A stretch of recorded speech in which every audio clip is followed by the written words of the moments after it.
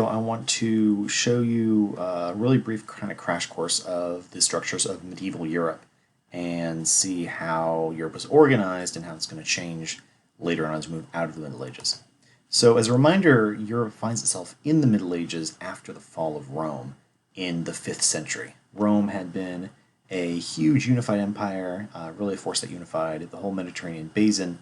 But then after the invasion of migration of a number of groups of Germanic peoples like the Visigoths and the Vandals, Rome collapses into a whole bunch of very small, disorganized states. So when we think about the Middle Ages, there's really kind of three main institutions to think about it in. So if you see these institutions and they're strong, then you're in the Middle Ages. Those institutions are the church, feudalism, and chivalry. We're going to take each one in turn.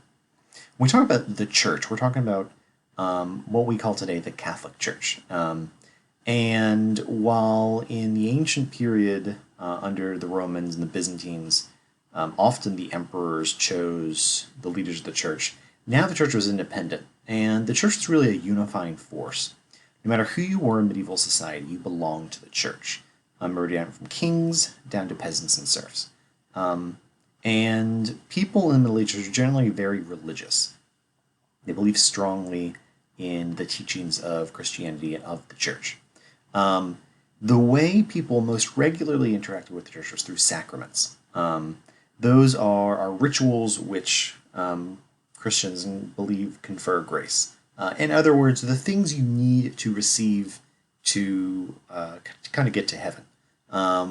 These are things like communion or confession or baptism, these important rituals of the church. And they're really important people because they believe that receiving the sacraments is what gives you the grace to get to heaven. So if you don't get the sacraments, you might not go to heaven.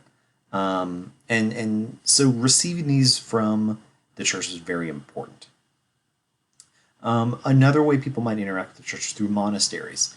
So starting really pretty early on, probably around the 7th century or so, you saw certain groups of Christians get together to live independently away from the rest of societies. These places are called monasteries. The people that live in them are called monks. Saint Benedict was probably one of the best known, and his rule for monasteries was the one that was exercised across Europe.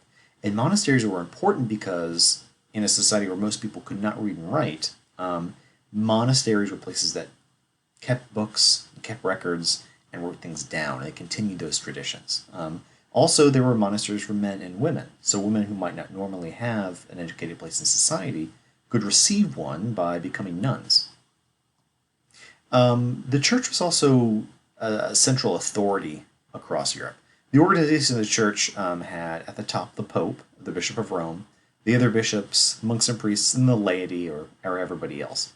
And the church started to get more secular or non-religious authority under a pope named Gregory I in the 8th century.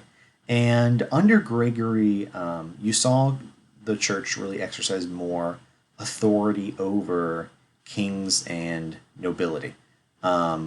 It was the pope that chose kings and crowned kings. It was the pope that would often negotiate treaties between states.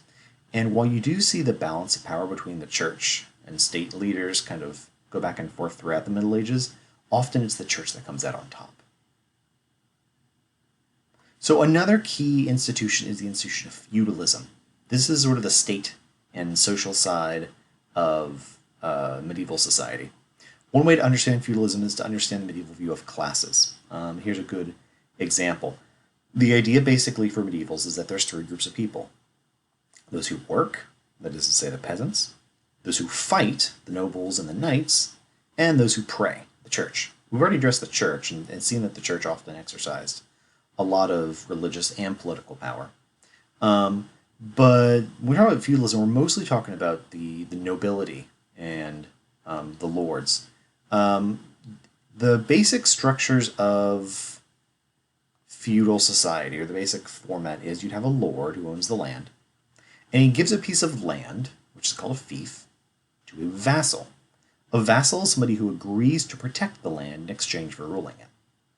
And this basic structure is really what what formatted politics throughout the Middle Ages. You see this in other places like medieval China or Japan, but it was a very important structure for ruling in Europe. Now, living on these fiefs were certain peasants called serfs. Serfs were workers who were tied to the land. So they weren't slaves. They couldn't be bought or sold. But they had an obligation to stay on the land on which they lived and to provide service to their lord. So they will plow his fields and pay taxes to him. And in a society that didn't have a centered structure, there's no empire that unifies everything besides the Christianity and the Christian identity.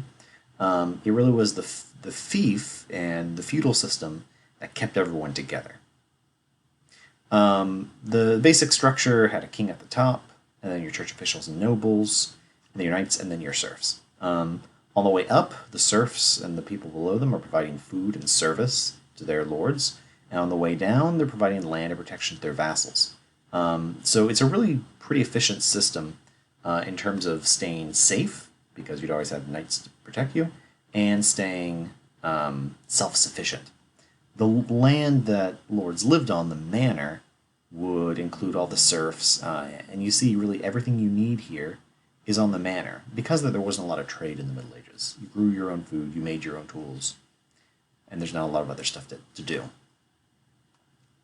right, the third and final institution is chivalry. When we think about chivalry, we think about knights. A chivalry is basically a code of honor. It's an agreement that knights basically had to follow if they were to be good knights. Now, a lot of it was sort of theoretical. There wasn't an actual book of chivalry, but it was these ideas that kind of exercised the idea that knights were these noble figures that were sort of above everybody else. The basic idea of chivalry could be boiled down to sort of three loyalties. A knight was supposed to be loyal to his lord, this is feudal lord, but also his religious lord, which is to say the church and God.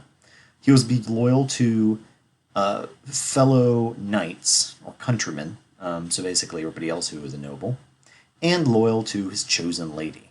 He had this idea of chivalric love, that a knight was supposed to honor a particular lady, and this really kind of put women in medieval stories on a pedestal, so to speak. Chivalry was important in carrying on these stories. Think about King Arthur and the Round Table, but also in sort of organizing society and putting these knights in a certain place. Knights were nobles who were sort of lower in status compared to some other nobles, but it was their job to fight and protect the fiefs and all their lords. And as things kind of settled down after the invasion of the Vikings and some of these other wars, a lot of times knights didn't have a lot to do. So by organizing tournaments where knights could fight and show off their skill and their military prowess, and by organizing, or not organizing, but by having these stories told by these troubadours about how great knights were, it kind of helped make sure that this basically part of society whose whole job was to fight and kill other people didn't do that as much when they didn't need it. So once again, those three institutions, chivalry, the church, and feudalism, when you see those, you know you're in the Middle Ages. And when you don't see them, or you see them weaken, you know you might be moving out